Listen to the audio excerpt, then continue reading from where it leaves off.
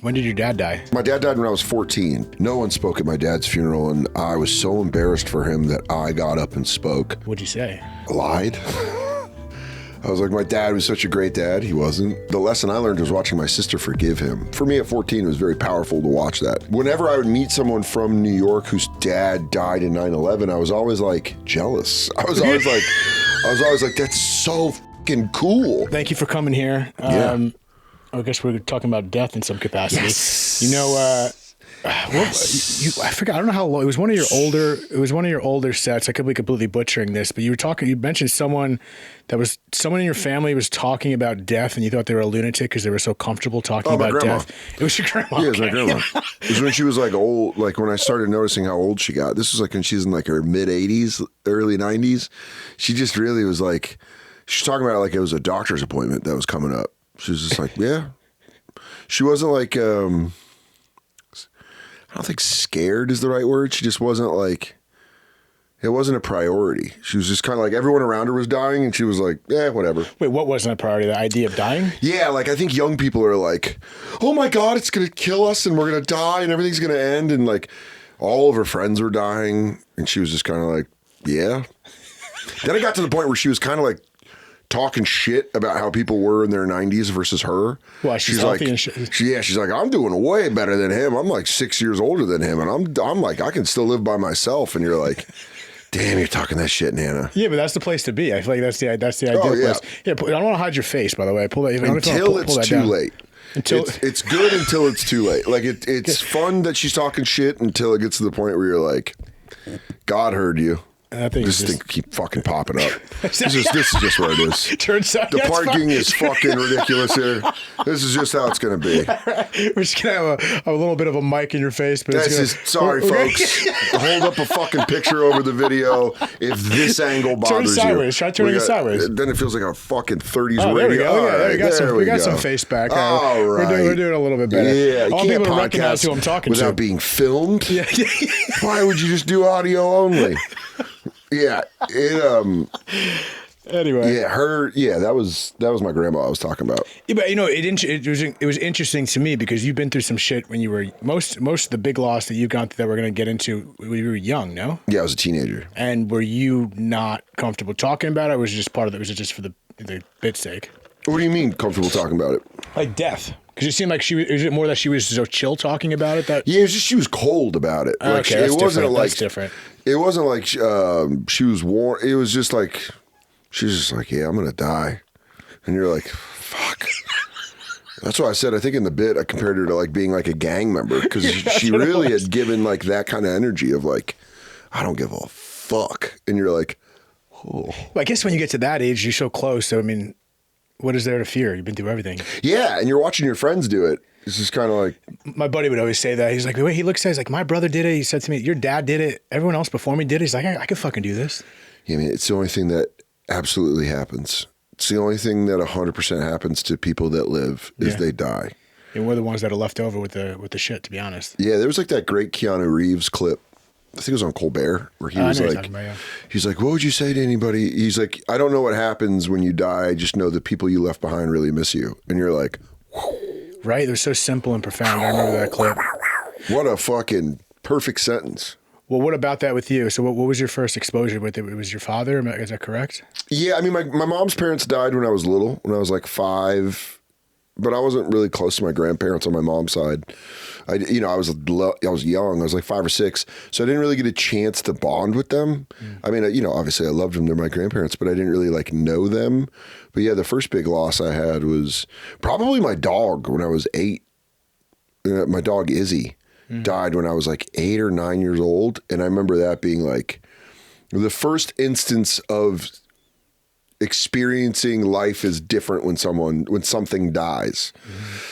Like that, like I come home and my dog's not there, or like I wake up and or I go to let my dog out, my dog's not there. And it was like, for me at 8 years old, like the real moment of like, oh fuck, this sucks. And like I really missed him. He was a good dog. He was my dad and mom's dog from when they like got married. So he wasn't really my dog. I just loved him because he was a big fat yellow lab. I just loved Izzy.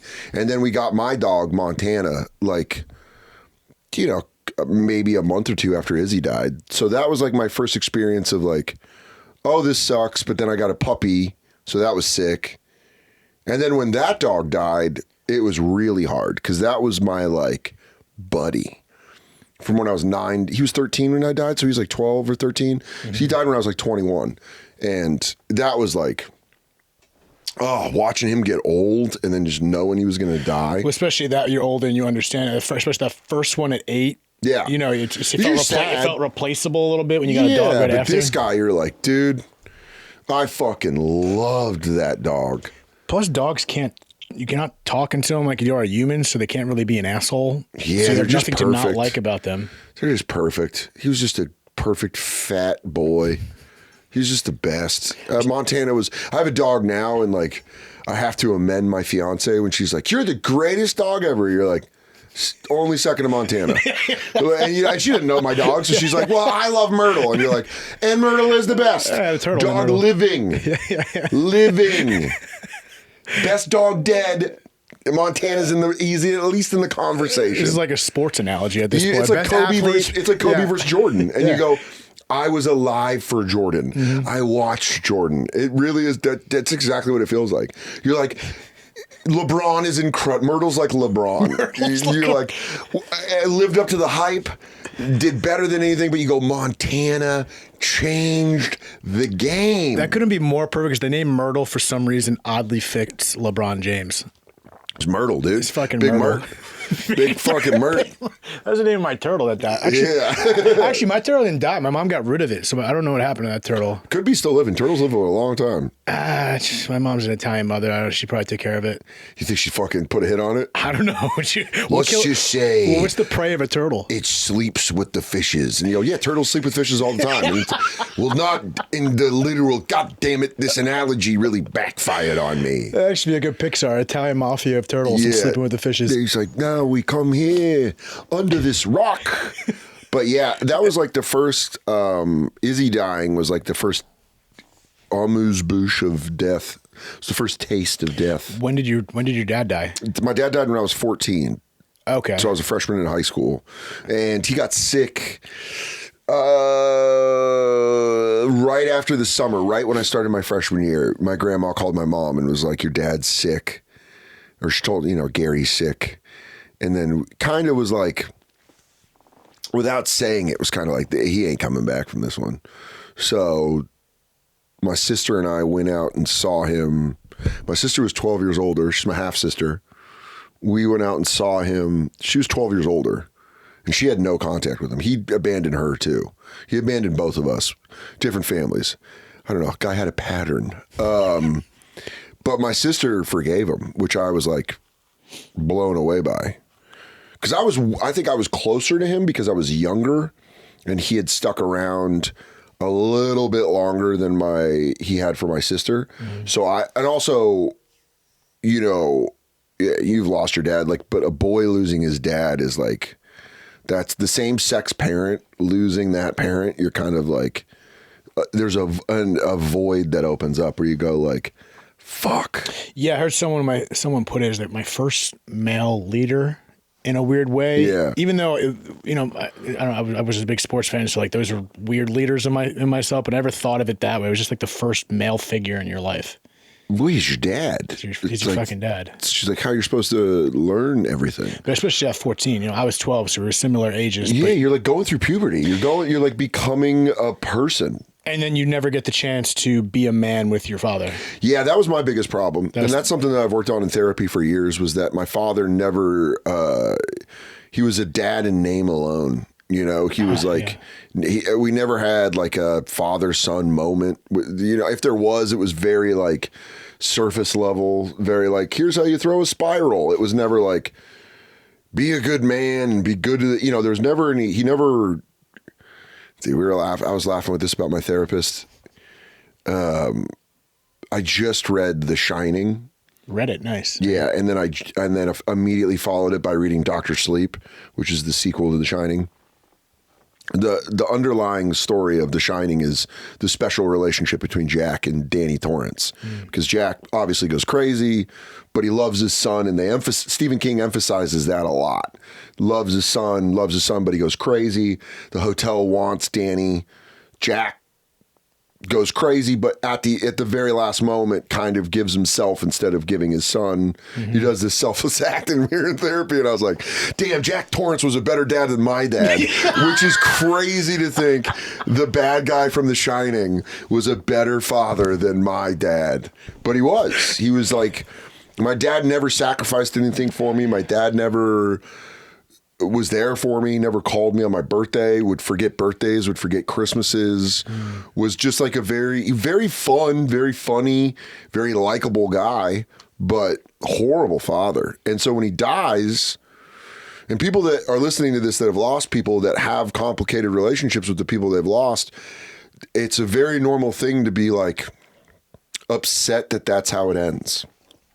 It's like if a movie ended at the end of Act 2, when everything's supposed to resolve in Act 3, and it just ends in Act 2, and you go like, what the fuck? What the fuck? Like, as a sports fan, the equivalent I gave it is, it's the fourth quarter, your team's gonna mount a comeback, but the game is over. They just end the game, and they go, no more game. And you go, no, we were still gonna come back. And they go, no, game's over, you lost. Yeah, I mean, how many bad three quarters have you seen in those times of fourth quarter comebacks who your dad never got the chance to even try to redeem? Yeah, but who's to say he fucking would have? Whether he would have, we don't know. It's at the comeback. You don't know they're gonna come back. Yeah, I think the lesson I learned was watching my sister forgive him. That was very, like, for me at 14, it was very powerful to watch that. Because I knew how much mixed feelings she had about him. She really fucking hated him because he was a piece of shit. You know, he left her when she was 4, saw her again when she was 16, and then not again until she was 28, and he died. What was his deal? What was he was just an alcoholic. Yeah. Or she was 26 when he died. He was just an alcoholic. He was just a selfish alcoholic.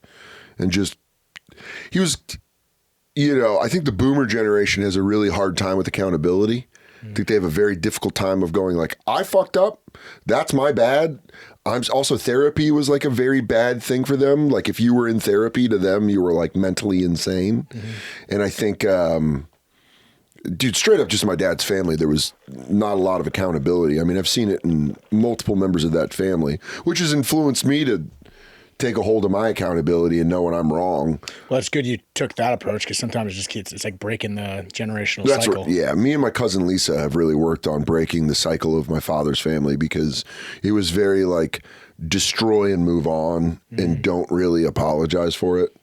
And then there was like, there were people in my family that I felt like really could have stepped up after my dad died, and they didn't. And I kind of just quietly resented them. And then finally in the last couple of years, I've kind of just been like, hey, you're not my family anymore. If you weren't there for me then, it's interesting because you get like on a TV show or you get a little popular, and all of a sudden these people start reaching out that you're like, I don't know who you are. This one woman on Instagram was like, I'm your cousin. And I'm like, no, I know all my cousins. And she was like, well, my grandma was married to your grandpa. And you go, you're not even like a step cousin. Yeah, and then I was polite at first, and then finally I was like, I'm being polite to someone I don't need to be polite to. I was kind of like, yo, lady, I don't know you. And she'd be like, well, that's kind of messed up. And you're like, no, it's not. I don't fucking know you. Yeah, there is. I have friends that I consider family for a reason, because there's a level of earning each other's respect. And there's an idea behind family that, based on blood ties, either has to be this or has to be that. Yeah, which they always say you can't pick your family, but you sure as fuck can. Yeah. You can tell family to fuck off. My cousin Lisa and I, we didn't speak for years. We didn't speak since I was probably like 9 years old, because my dad's family was really bad to her. Really, really bad to her. And I used to go visit my grandmother all the time, and she would be like, make me feel bad for not visiting her enough. And then she would bring up my cousin, and I'd be like, I don't even know if you talked to her. But she would do it in a way of like, well, Lisa would come out, but she has this. So I just reached out to her, and I was like, hey, I'm your cousin. On Facebook. And then Lisa and her daughter came out to a show of mine in Ohio. And then we became very close. And the discussion became like, this family sucks. And she was like, oh yeah. She was like, I thought it was great for you. And you're like, no. It was horrible for me. And she was like, great. And then I love her so much. Like what it's done for me to have a person that's my aunt who I was very close to's daughter, but they weren't close. To have that connection now, you know, her kids, she's got 4 kids, and I was talking to her son and he's in high school and he's like, I'm doing a project, but I want to do it about my grandma, but can I ask you about her? Because I lived with her in Alaska and stuff. I was like, oh yeah, dude, she was crazy interesting. But him and his mom and her had a horrible relationship. So I was like, you can call me about it because I can give you info that I have. But it was just nice. It's nice to like make your own pathways to family and be like, I'm not going to let this historically bad shit get in the way of me having a connection to someone that's my blood and someone that I truly think is a great fucking person. Yeah, and it's amazing that again you took that path and you give me examples of going a different direction that is breaking a generational cycle. But I wonder why are you choosing that?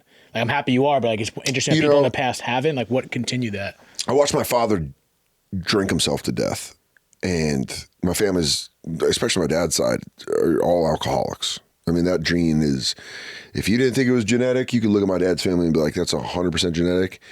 And, you know, there I was, 26 years old, 27, drinking fucking hard, partying hard, but doing comedy and like having fun. And my therapist was like, yeah, you're just like your dad. And I was like, oh, shit. No, I'm not. And he's like, well, you're doing the same exact shit.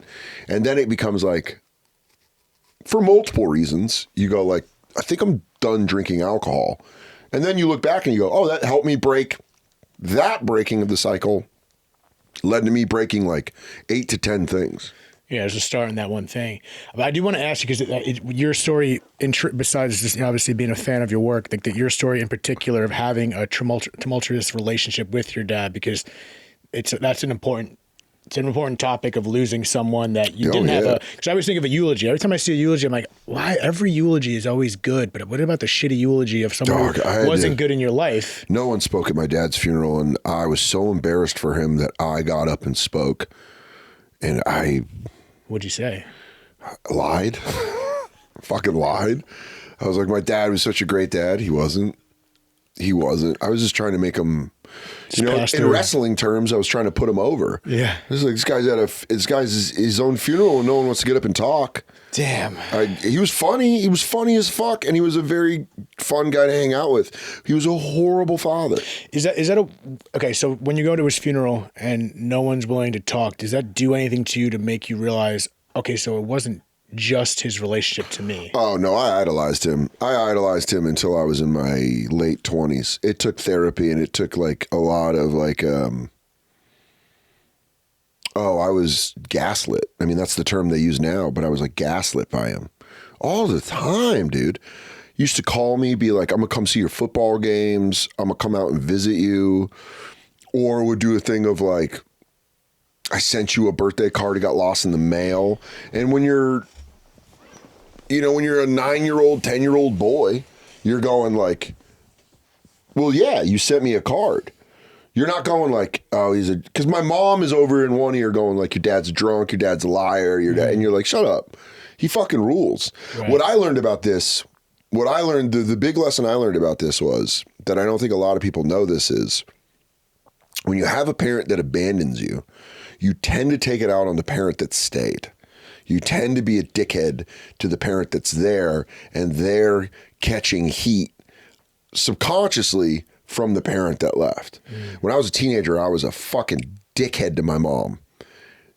And then as in my 30s and 40s, I realized like, oh, my mom was there. My mom was like showing up, being a parent, being compassionate. I'm the product of my mom. I'm not the product of my dad. I have my father's sense of humor. I like have the likability of my father, but any part of me is built by my mom. Yeah, I hear that. I now look so much for me personally. I uncovered, which I think is what you're saying. I uncovered so much shit down the line. Oh yeah, it's like it almost honestly all came down the line. Sometimes I don't even remember how I felt as a kid. Like there's momentary things I feel, but there's a lot I forget. But I do remember, and this is a different scenario because for whatever reason, you know, I had a good relationship with my dad. Yeah. And which almost makes losing him more painful.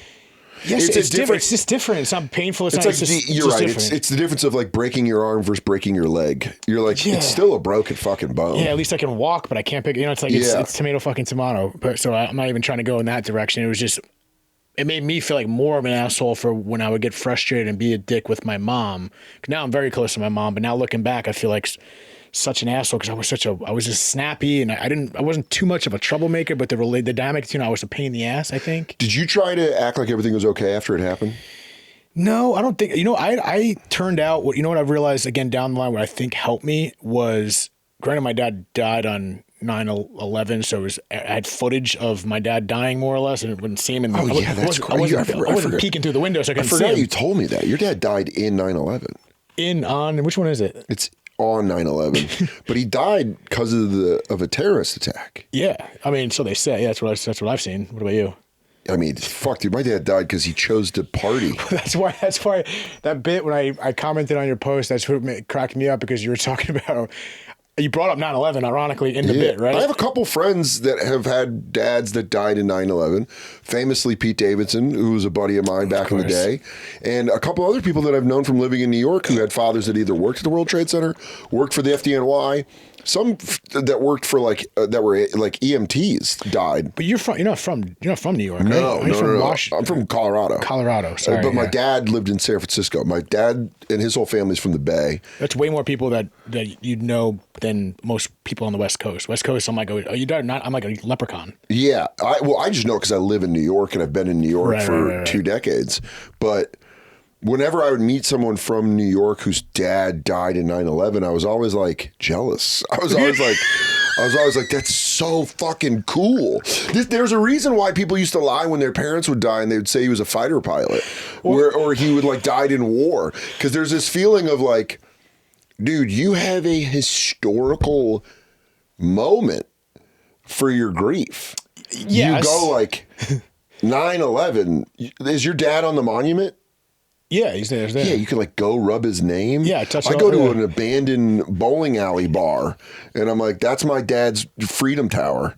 You know what I mean? You're just like, oh, this is just like this is a rundown. It's like, I think nothing's there anymore in Lakeport in that bowling alley, but you're just like, oh, this is where my dad literally killed himself drinking alcohol. He had Hep C and it turned into cirrhosis. When you say killed himself, he died due to it, right? Okay, he didn't kill himself. Yeah, I mean, he didn't put a gun in it. He wasn't that courageous. Nevertheless, he just had a blood disease and drank until it killed him. But that's the way. So you asked me if I pretended if it was okay. I don't think so because what I do remember, I used to watch, even later in my life, I used to watch the footage because I had that over and over again, like a madman, looking for new angles, trying to see if I was listening, watching. What did you think of like Loose Change?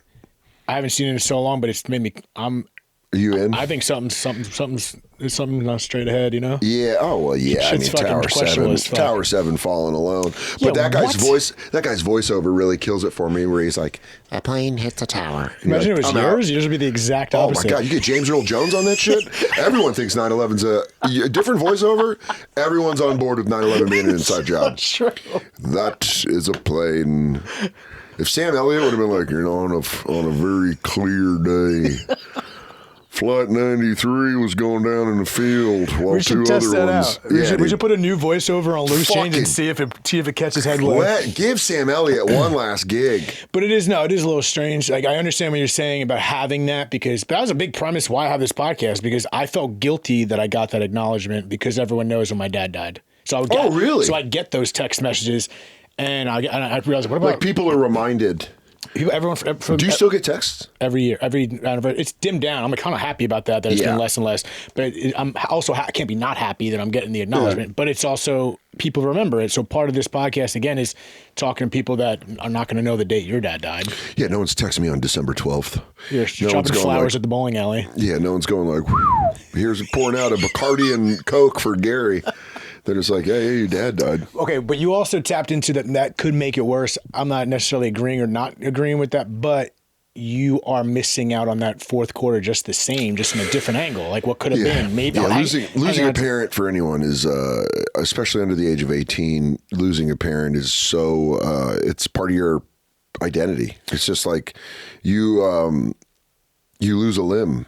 You just like lose a limb. That's the only way I can tell you. It's like your fucking hand gets cut off and you're just like emotionally, physically you're fine, but you're just kind of like, we think physically we're fine, but that shit shows up too in ways that we probably don't even realize. I mean, I know I love substances because of it. What kind? I just like to getting fucked up. Yeah. Like it was the year anniversary of my dad's death where I just started getting fucked up every day. So you're 15 at this point. Yeah. And I'm getting fucking high and drunk. So is that part of you? As much as I can. Is that part of you saying, if I can use it, I gotta fix that camera, whatever. Is that part of you saying that you pretended as if nothing happened? Or yeah, that was what I did. That's why I asked you that. My dad died and they were like, you could take a week off school. And I took a day and I was like, this feels fucked up. I want to go to school. And then I went to school and then it was like kind of weird because it had spread around and people were like, I heard your dad died. Yes. And you're kind of like. You're that guy. You're like, yeah, I guess. And then it's kind of worse, but you also don't want to go home because if you're at home, you're just left with your thoughts. And there wasn't really like. We can't avoid it in either direction. Yeah, but I didn't live with my dad. My dad wasn't even in Colorado. So there was this weird thing of like.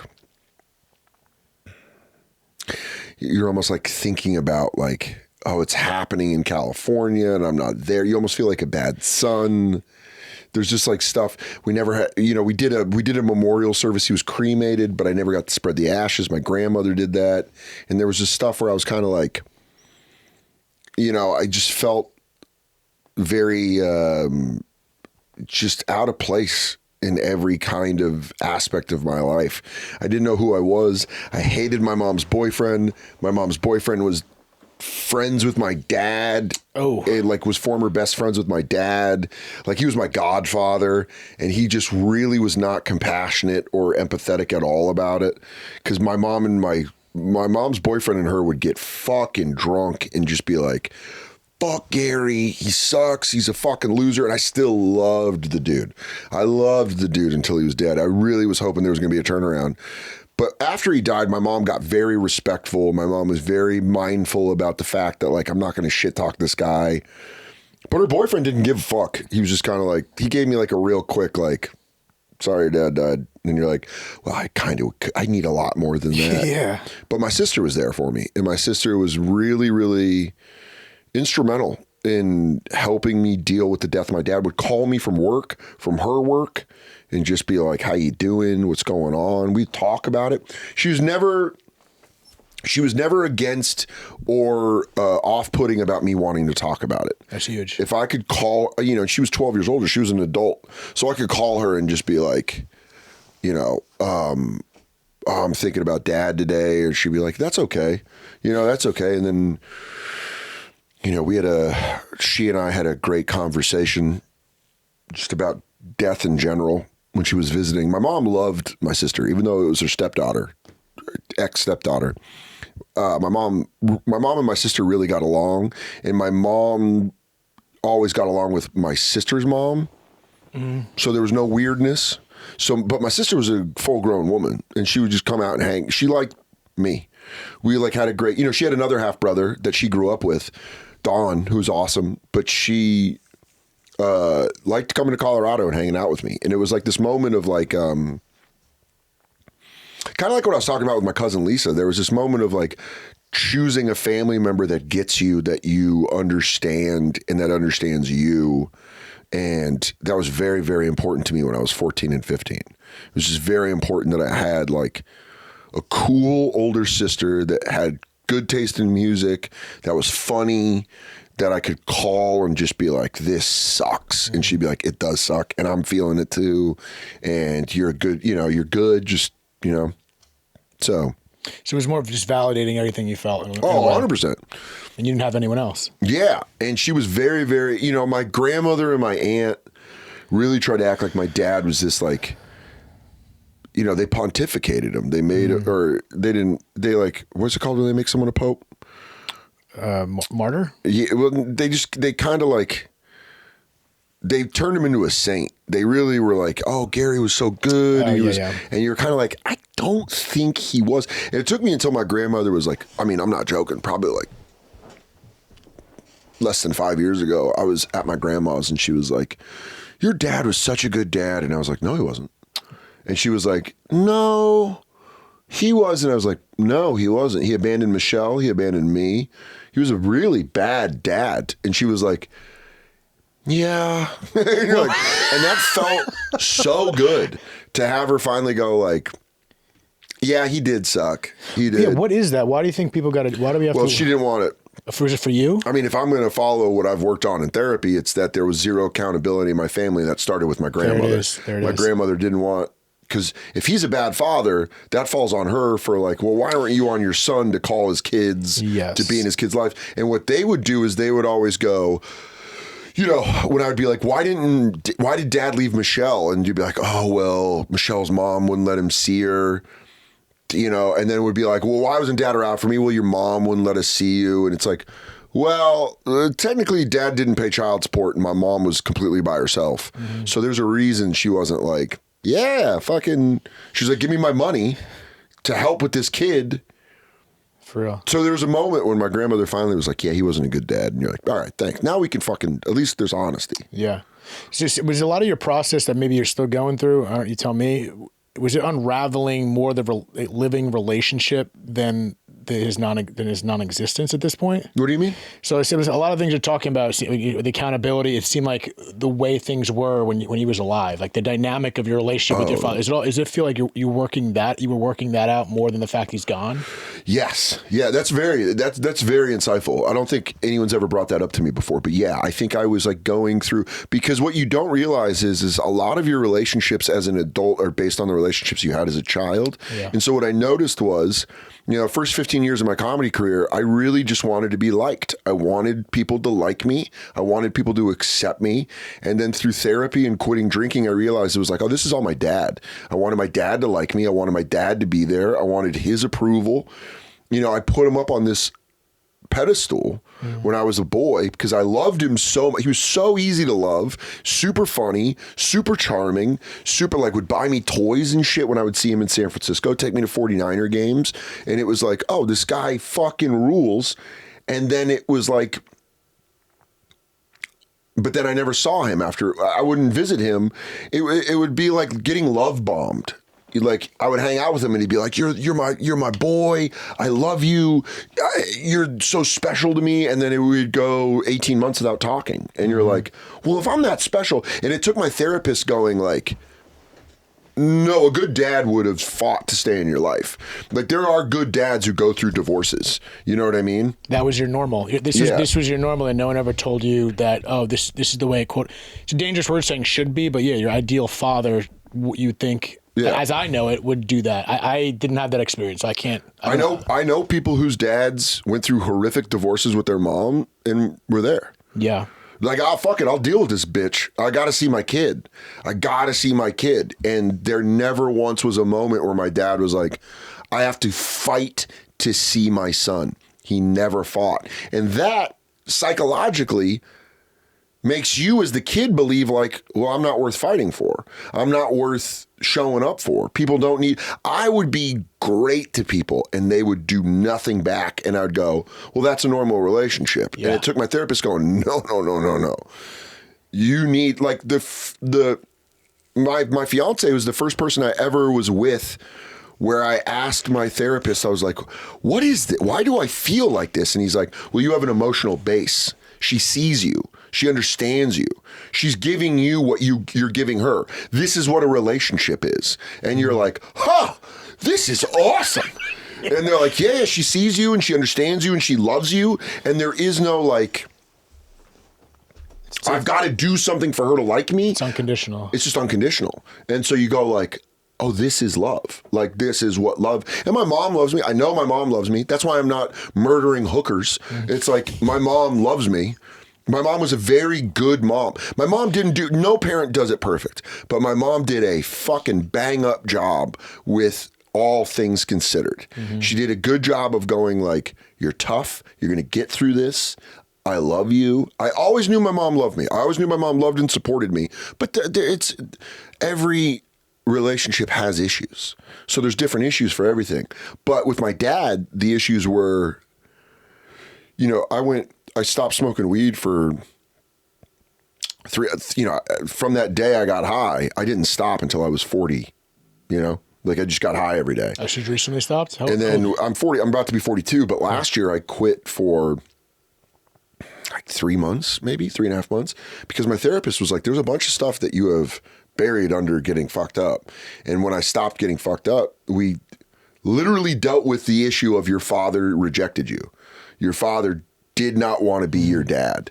And like, I couldn't say that sentence for the first 2 weeks that we talked about in therapy.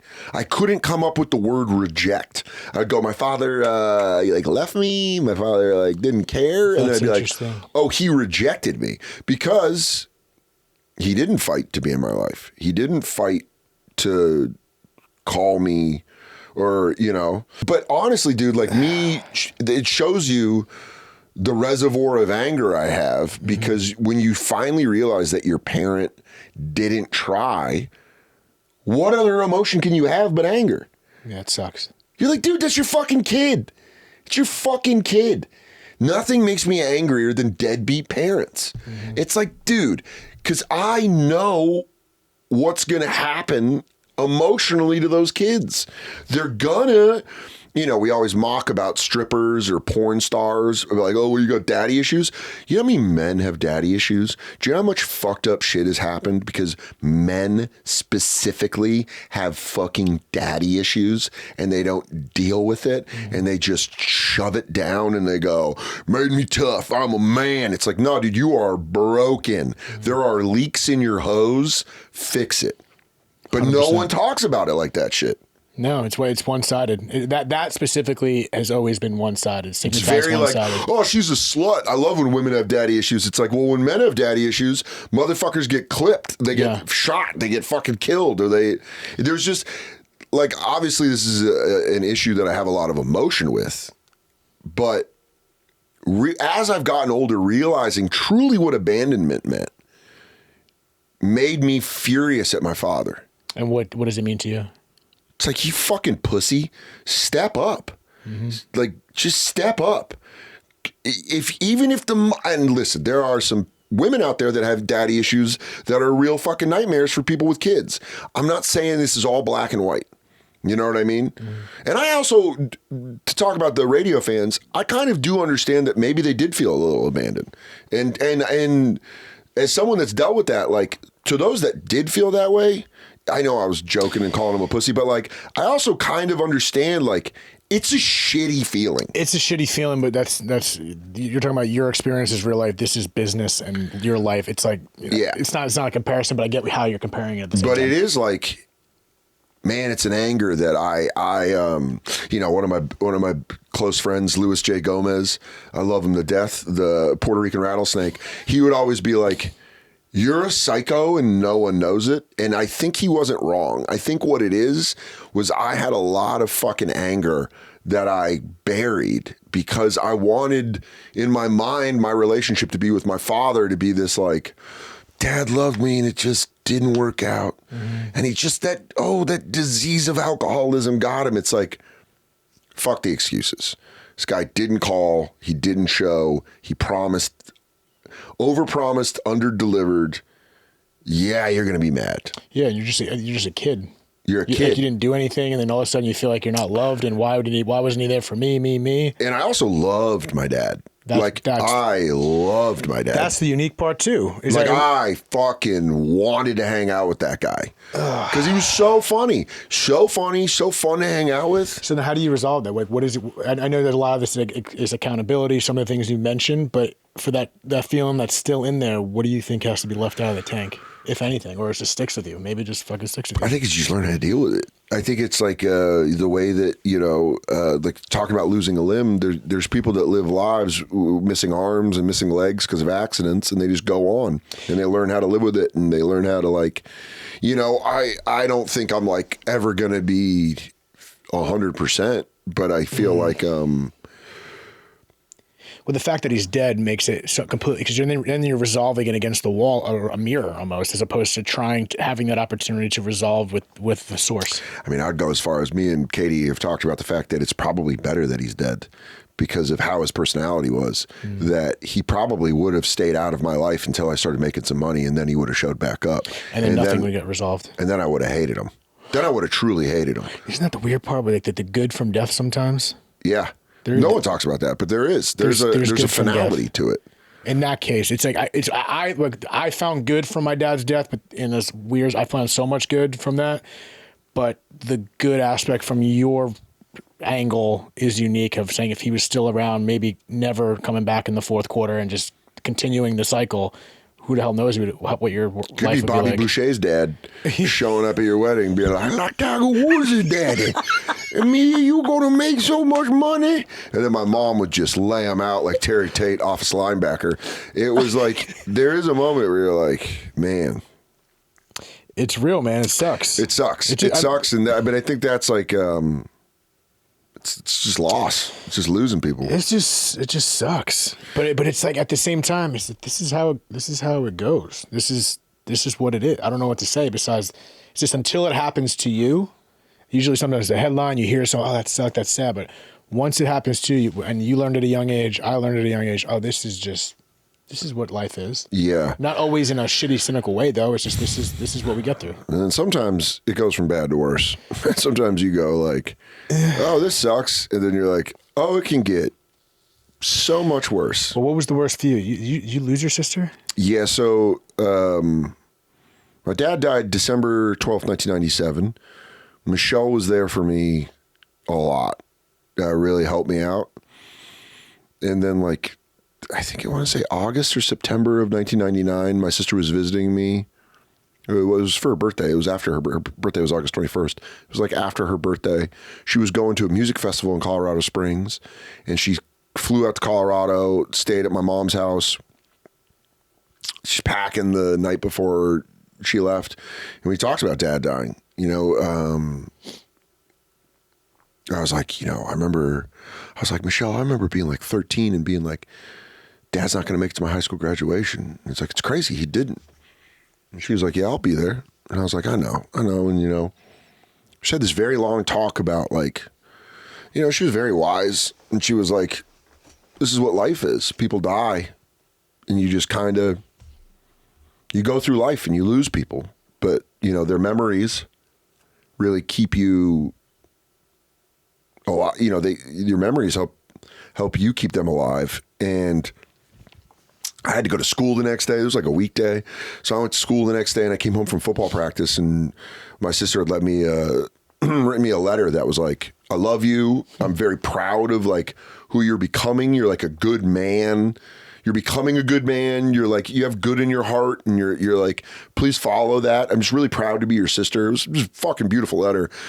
And, then she went back to LA. She lived in Riverside, and she came back here, and I came home from my friend's house, and my mom was like, I need to talk to you. And when my mom says that, we had been through it with my dad. So when she said it to me, I was like, oh, Nana died. And she was like, no. And then I was like, did Aunt Karen die? And my mom got emotional, and she was like, Michelle was killed in a car accident on Interstate 10. And it was just like, I don't think I've ever came back from that moment. That moment where it literally feels like the floor gives out. And how old are you at this moment? I was 16. So this is 2 years after your dad-ish? Less than 2 years? Less than 2 years. Yeah, it was just under 2 years. It's probably I want to say 22 months after my dad died. And it was just and then it becomes, you just become numb in a way where you go oh, anything good will result in bad. It's another paradigm. You just go anything that I love will be taken away from me. So then it becomes intimacy issues, hypochondria, anger, fear. More than anger, it was fear. It was just fear that anytime I loved somebody, anytime I had a moment with somebody that was good, that was like a good moment, I'd be like, oh, well, they're going to die. Or like, I'm going to die. And I mean, I still think that way. I still, I hold my dog on the couch and I go like, am I going to die or is she going to die? Like, who's going to, or Someone's like, going. Or my fiance, like, I have a real hard time leaving her because I go like, I don't want to die and I don't want her to die. So it's just like this feeling that haunts you when, because it's like, I got hit by my dad and I wasn't even up yet. And then it was like a worse punch with Michelle. And you're just like, fuck. And then I find out that my Aunt Karen has liver cancer because she was taking care of my dad and his hepatitis C. She was a nurse and he like threw up blood and it got in her eye. So she got hepatitis C, but didn't know it until it turned into liver cancer.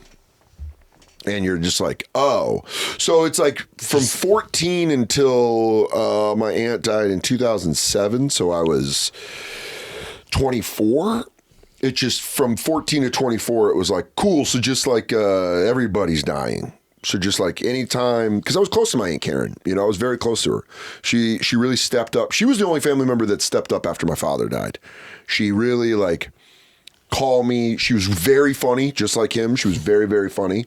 In fact, she was the first person that confidently told me I could do stand-up comedy when I asked her. Oh, yeah. When I was like, I think I could. I lived with her in Alaska for 4 months in between my freshman and sophomore year of college and worked at the cannery in Alaska and just had like a very great lifetime experience and got to have like a lot of deep conversations because she knew she was dying.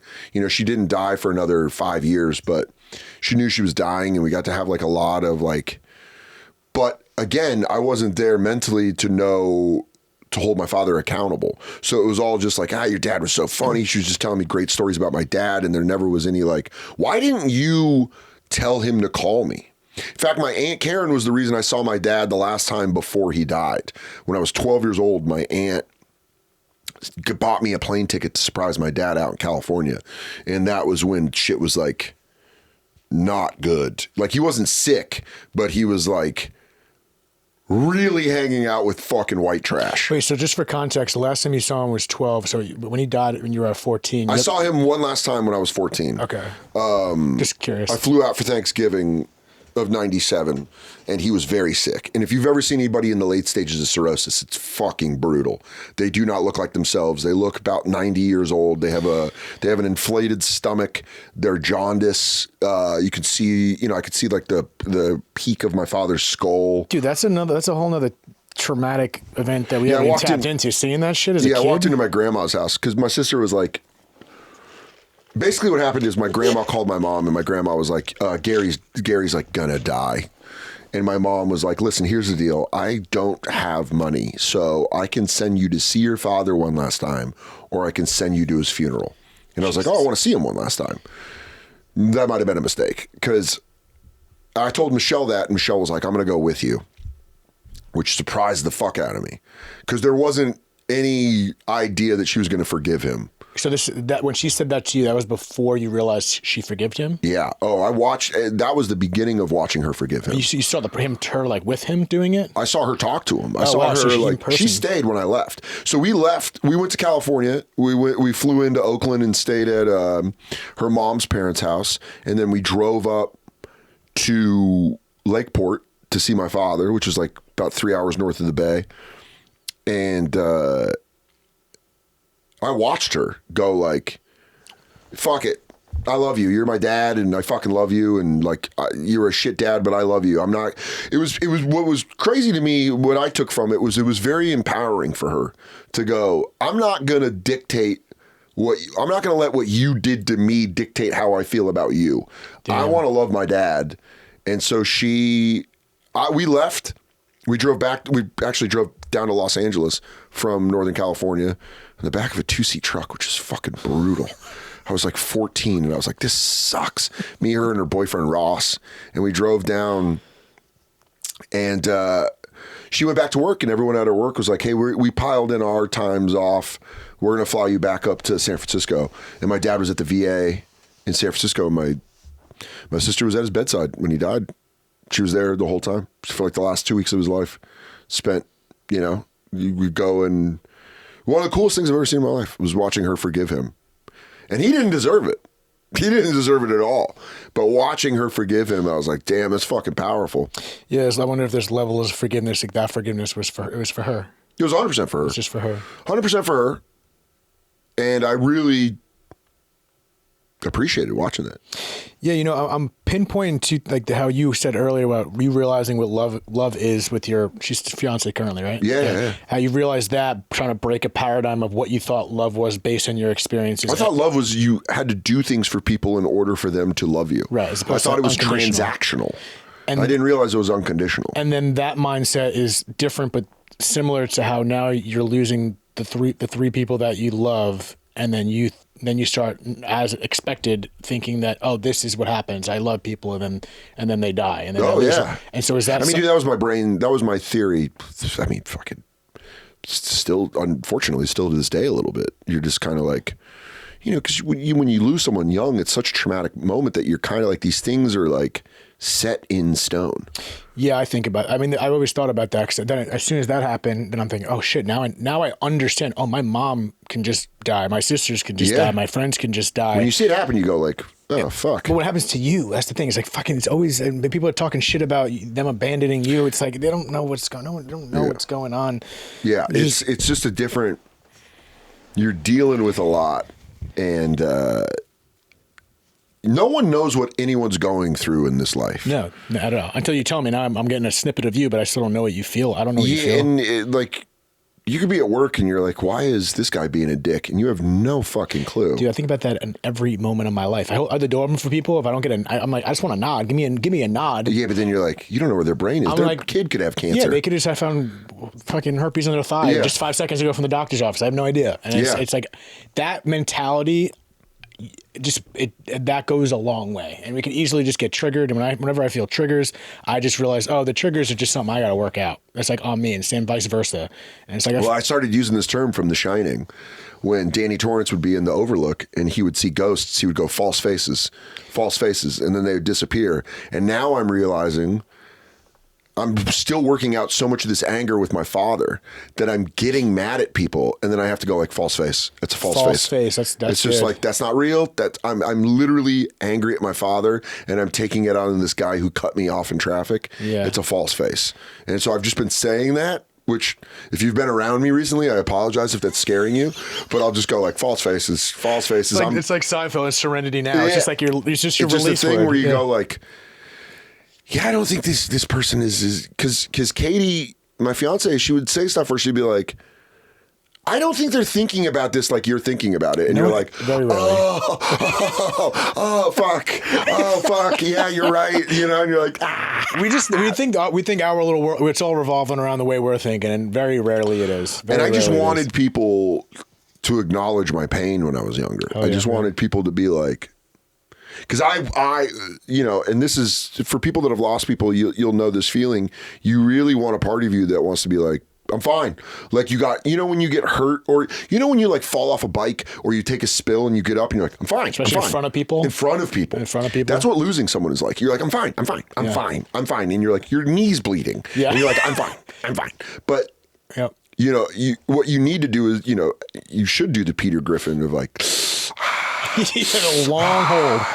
But you don't. You go like, fine, I'm fine. And I mean, I grew up with a very tough mom. So I grew up with like around her, I was like, I'm fine, I'm good. I'm fucking good. And then I would just be getting fucked up. I would just be out in the garage getting fucking tossed. I think it's a blend of both. I mean, there's obviously certain moments you just got to be like, you got to keep going, obviously. But then when it comes down to you talking to yourself or someone you trust, it's like, now I'm a mess. I'm fucked up right now. Yeah. And to know that's okay. Yeah. It was like, because I tried it with girlfriends in the past. We like try to talk about it, and they're like, "Oh fuck," like they're almost going like, "Oh Jesus," where you go like, there's a whole basement I got to clean up, and they go like, "Oh my God, what the fuck did you go through?" And you're like, "Is this too much? Is this too much?" And you shut the door, and you're like, "It doesn't exist. I'll just flip out in traffic. I'll just flip out in traffic." It's fine. And then you're like, "Ah," and like. Katie was the first person where she's like, well, this basement's flooded. Let's get the water out of it. And you go. She sounds like a gem. And you're like, oh, shit. Yeah, let's get the water out of it. And it all comes down to just so fast forward to when I earlier said that when I said how I used to watch the footage, that's what I learned accidentally was just, to me, this is what works for me, even just whatever, if there's something death, whatever shit happens in life, it's going to happen in life.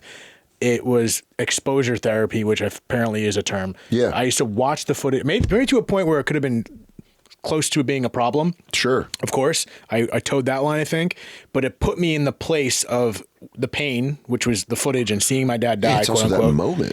And the actual moment, which is wild. This is the day you found out your father died. And it's just on tape for anyone to Google. And I don't know, and this is a question I have for you is, whenever you would watch that footage, would you think about like September 10th? Would you think about like Both. September 9th? Yes. Where you'd be like, 2 days before this, we were wrestling in the living room. Yeah, we went to a Yankee game a couple days before. It was like the greatest. It was such a What great a memory. team too. Yeah.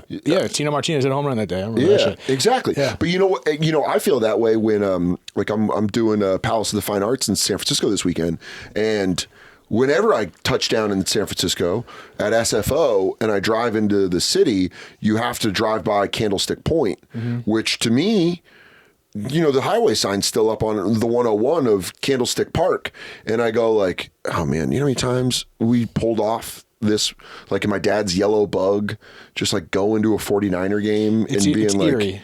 You just go like, those moments become almost in a way like sweeter. Yes. You go like, oh fuck, like I remember when it was okay. And when I was whole. And I had no idea what was going to come.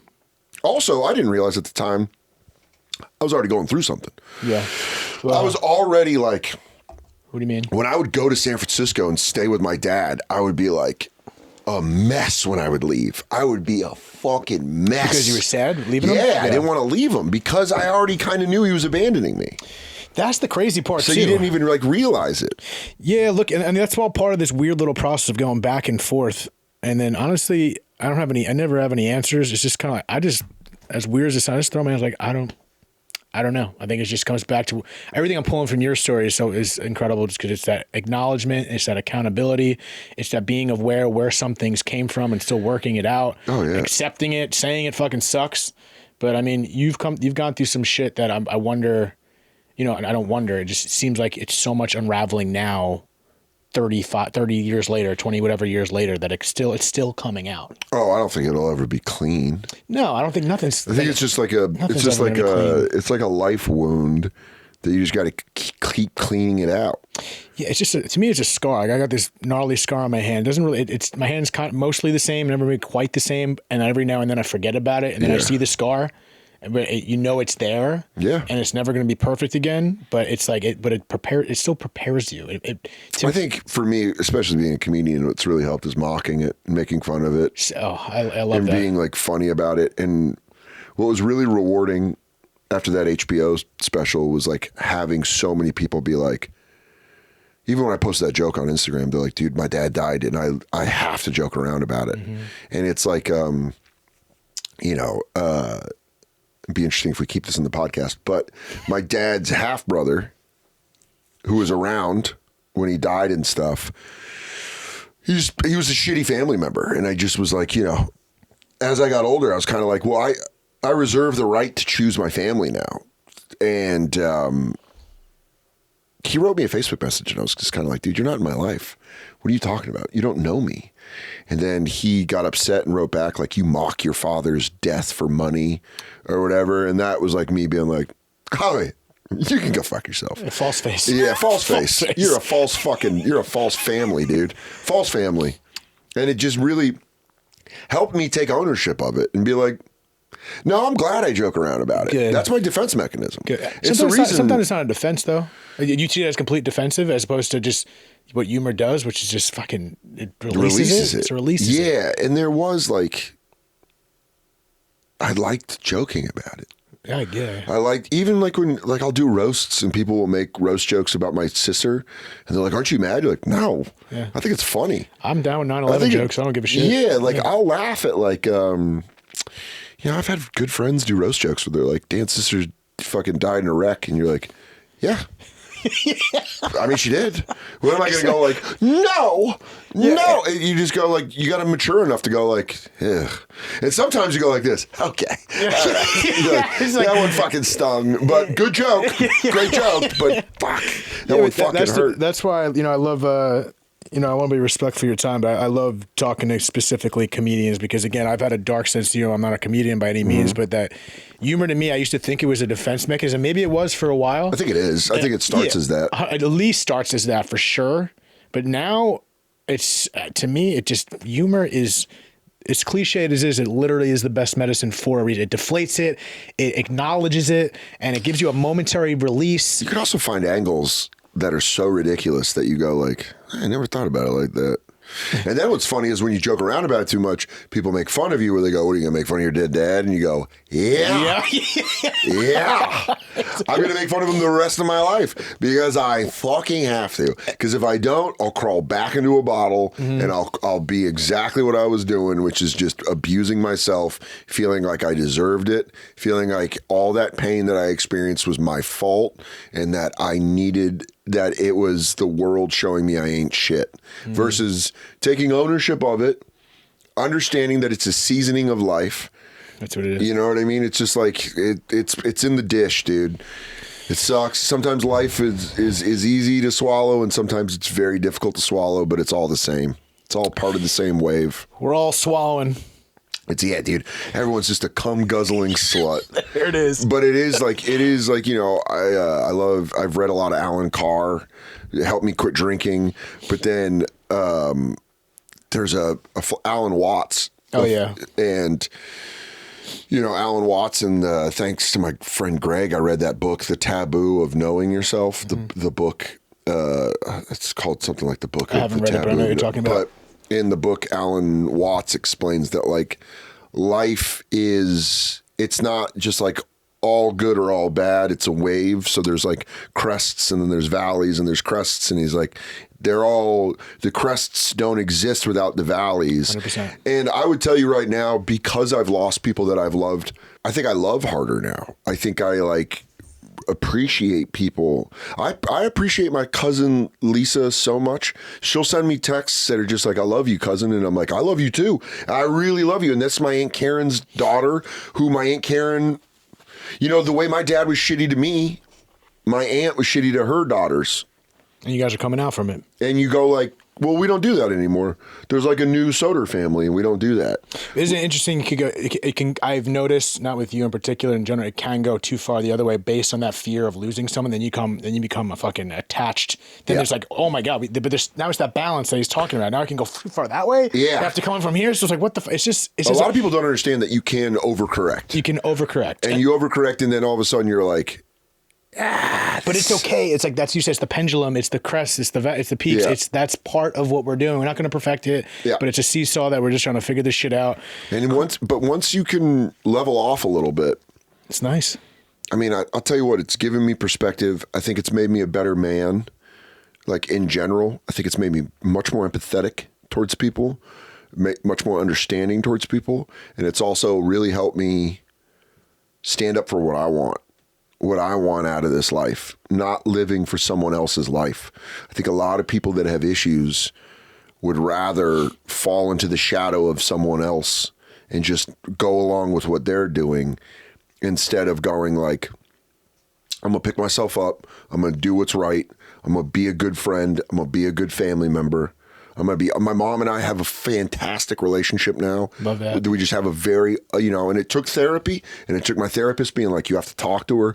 We had a very difficult conversation one time when this may be like 10 years ago.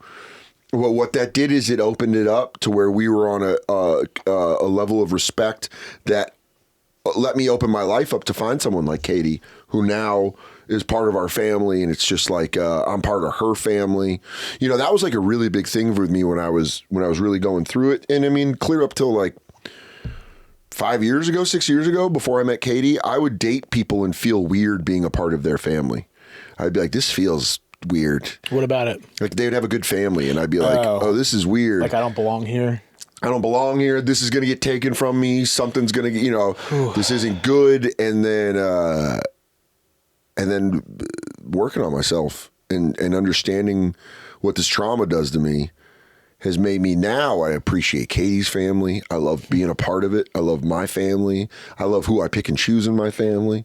I love who I let in and who I don't let in. And it's just nice. It's just like, it's like finally getting a new door on your house. And you're like, I can lock it. No one can come in, or I can open it. There's a deadbolt here? Yeah, but I can open it. As opposed to when I was a kid, it was just like a car drove through my front of my house, and I was like, well, the wind comes in, and that's a problem. That car loves me. Yeah, and it just becomes like, I think death is a very difficult thing, but it's the only thing we all go through. It is the one thing we all go through, and it's a fucked up teacher, but it's a teacher. Oh, absolutely. But it can go either way. And I know, obviously, I've known who you are, and I followed you, but this is the first time I'm going to talking, understanding a lot more. It's impressive to see the way you've been able to see everything. Yeah. And just admit what this is and what that is. And it's been a trajectory that seems pretty fucking awesome. I feel like if a lot more guys dealt with their daddy issues, I think this world would be in a much better place. Dude, that's what I think if women dealt with their daddy issues or their mommy issues, you don't realize how much your parents affect you and how much work they set you up to do in order for you to be clean and a good partner to someone else, and to start a new family or to start whatever you do to affect the people in your life as you get older. You gotta fucking go back and deal with issues. It's all back there. It's all back there. It's all back there. Even that's what therapy, and that is kind of hackneyed thing in therapy, but it is really true. It's like, I bet you can follow. I told this to Big J years ago, where I said going to therapy is just like straightening out all the wires behind your TV. But sometimes what happens is you follow a wire and you go like, that's why I do that. It's the false faces thing. You go, okay. Yeah, when you think it's just you. Yeah, and then you go, no, this is connected because A went to B and now B is C. A lot of times in your head you go, A to D doesn't make sense. And you go, the B and C are there. Isn't that weird? You just find out where it came from as opposed to like... But it's so relieving to go. It's so relieving. Oh, that's what that is. Dude, I used to want my heroes in comedy. I needed them. I mean, dude, I'm telling you right now, dude, David, for fucking years, I would go like, if Bill Burr says I'm funny, if Dave Chappelle says I'm funny, if Louis says if I get SNL, everything will be okay. I will be okay. And then through therapy, you go, oh, that's just my dad. It's just like fragments of my dad. And then once I saw that, I didn't fucking care. I'm like, I love Bill Burr as a comic. I love Louis as a comic. I love Chappelle as a comic. I don't need them to tell me what I am, because it's like, false faces. You're like, oh, okay. That was a completely different thing that I didn't. And then once I mapped it out and saw where it came from, you go, oh. Yeah. Like, you know how many women that have been promiscuous, and they're just like, I don't know. I just don't want a relationship. I just want to fuck other men. And you go, what's going on with your dad? Mm-hmm. And they go like, well, he really, and then they go, oh no, like, trust me, I would love if everyone that is in sex work or in porn and stuff is just sexually liberated, and they just I just love to take on a new lover. It's like, what's real? Like, follow that rope. Mm-hmm. And it goes for men too, as we're talking about. Same thing. And yeah, guys are like, I'll just fuck women, dude. Sorry, no girl can hold me down. And you go, what's up with your mom? Yeah, what's going on? She was a drunk slut. And you go, well, there you go. So you're just falling back into a cycle. And just follow the rope. Pick up the rope and follow where it goes. And I guarantee you'll fix something. If you go into your past, you'll fix something in your previous. And it goes back to just looking at it and exposing yourself to it. And also being honest. Yeah. And everyone knows when you're lying to yourself. When you're bullshitting yourself, you know. Dude, I did not like coming to terms with the fact that my father rejected me. But the fact is, my father rejected me. He went, I have a son in Aurora, Colorado. He's fine. And you're like, he's not fine. He's a very sensitive, emotional boy that needs his father. And and then you do what I used to do when I was a kid is I would look at guys with dads and I'd be like, why don't I get that? Yeah. Why don't I have that? And then it turns you into a fucking mean, angry. You're just like, fuck this world. Resentful. Fuck everybody. And then you go like, because I didn't want to blame my dad. I made him a saint when he died. Mm-hmm. And then you go, this motherfucker, fuck him.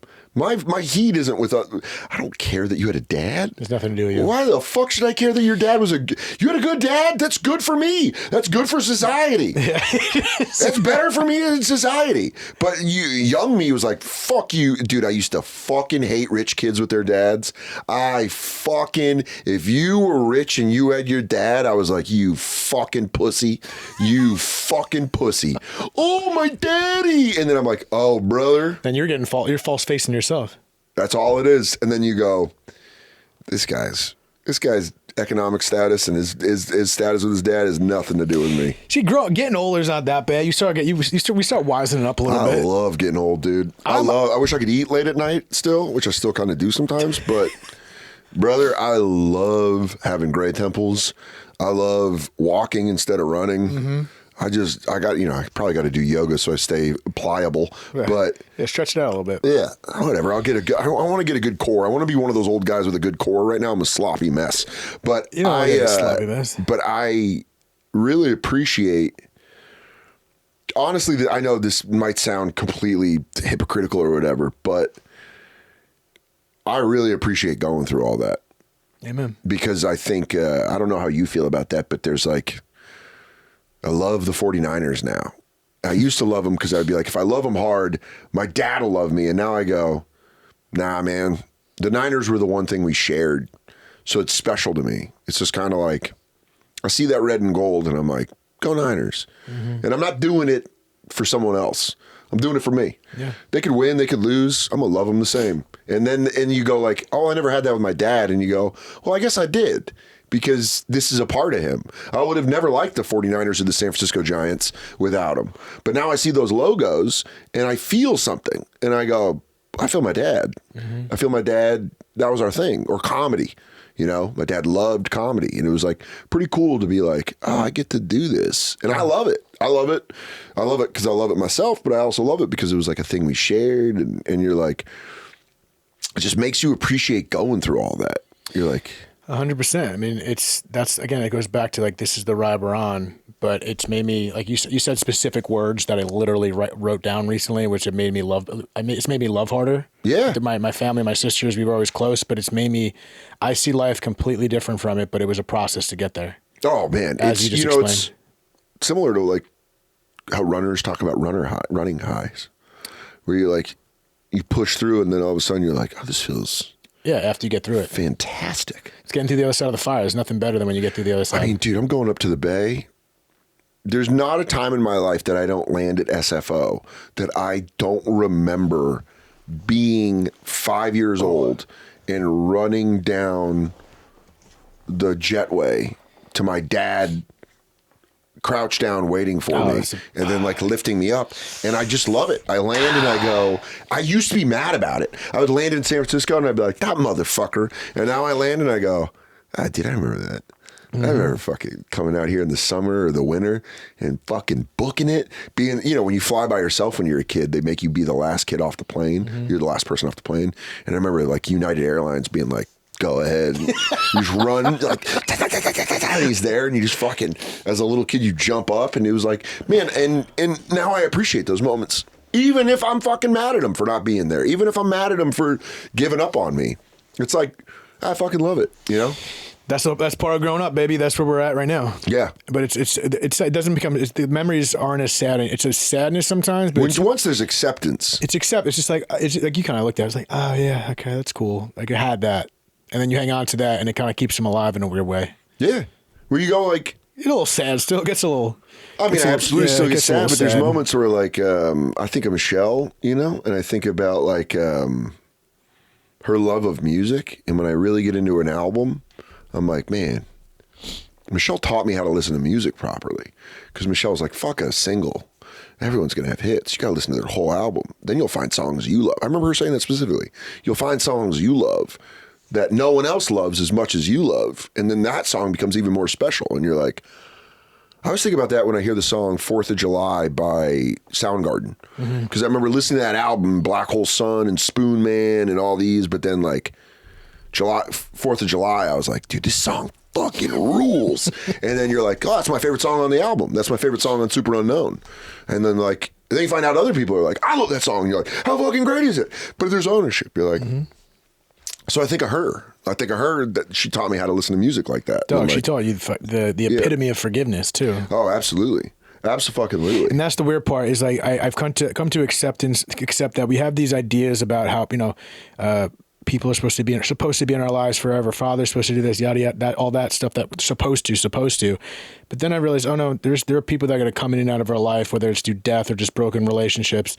That I feel like, as woo woo as it sounds like, I think they were just supposed to hit me with that little. We were supposed to share that. That's going to stick with me forever, and that was the purpose of our little passing by shit. I mean, dude, even real bad ones. I appreciate everyone. Even bad ones.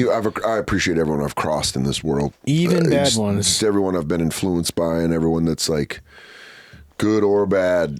You just go like, well, it's an extra seasoning to this dish. Yeah, and the seasoning that you've gone through, I guarantee it's helped with your stand-up, and it's made you as funny as you are right now. Yeah, I think it also made me really fucking appreciate it.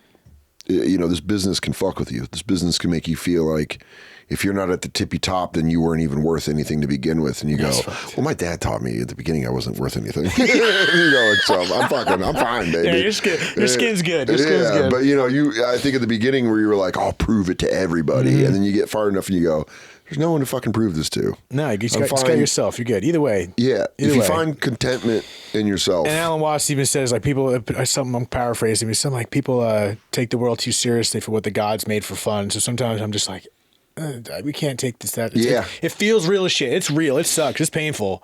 But I'm like, this is all over at some point. Brother, we are a speck of dust in a light beam. Of dust. In a light beam that is a blink. I know. We were getting frustrated about. And the aliens or the gods or whatever you want to call them, they're watching down and they're going like, this is a good TV show we made. Literally. But it's going to get canceled after a couple seasons. Yeah, not even a couple. And then we're like, no. You know, it's like, fuck it, dude, man. This is, I mean, I thank God every day. I thank God every day for exactly the way it went. 100%. I wouldn't take back one fucking thing. No, dude, I wouldn't be talking to you if we didn't lose my dad. I'm talking about all the puking myself because I was too dry. I mean, every moment, every rage I felt in the car, in a traffic jam, everything has been like just to lead me to this. It also makes me appreciate shit a lot. It makes me appreciate a good meal. Just makes me appreciate when I'm having like a moment with Katie where I'll just sit back and be like, this fucking rules. And I tell her that. I'm very vocal about it with her. I go, man, look how fucking good this is. Love that. We're just sitting on a couch with our dog on a rainy Saturday with nothing to do.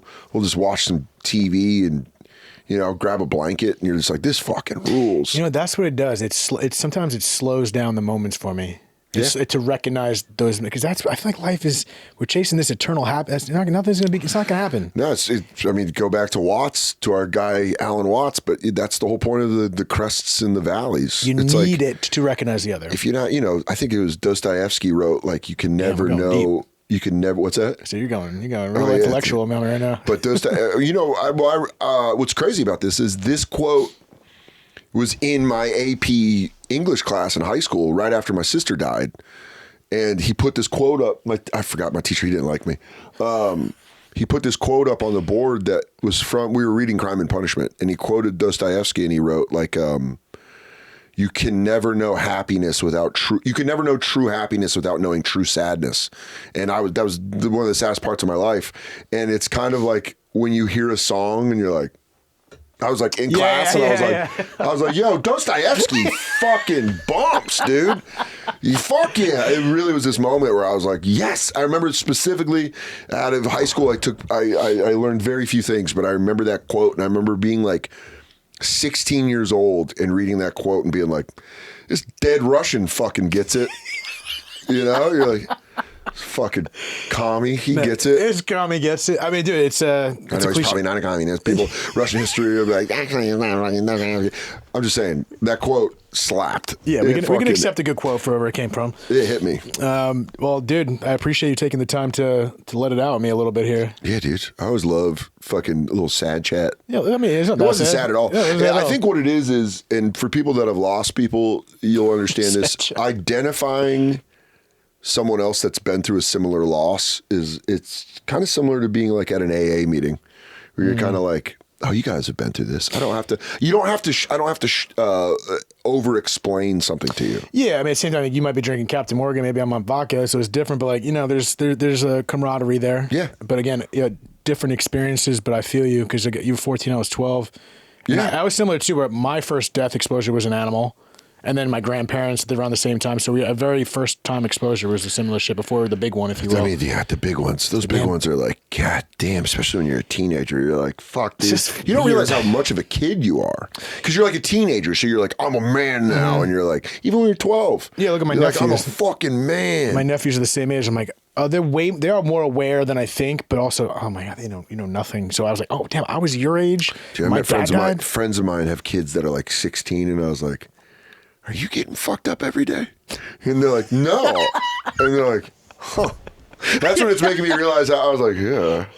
Jesus Christ. This is normal. I'm supposed to be doing this. There's like, I like this. They seem like little babies. And you're like, dude, when I was 16, I was living like a Vietnam vet. And you're like, fuck, dude, I was just drinking and smoking cigs and weed. I was fucking, God, I could party. Yeah, but again, you've gone through all that. They put you here. You're good. Yeah. And you still working shit up, but so am I. So Land right here, dude. Well, shit, man. Dan, I appreciate you.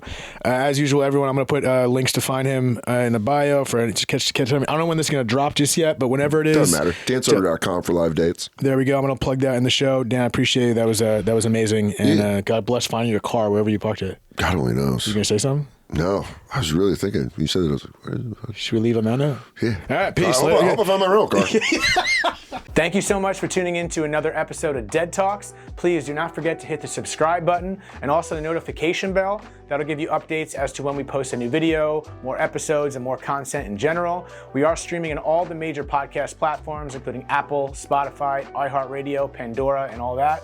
And also find us on Instagram at Dead Talks Podcast or www.deadtalks.net. Thank you so much.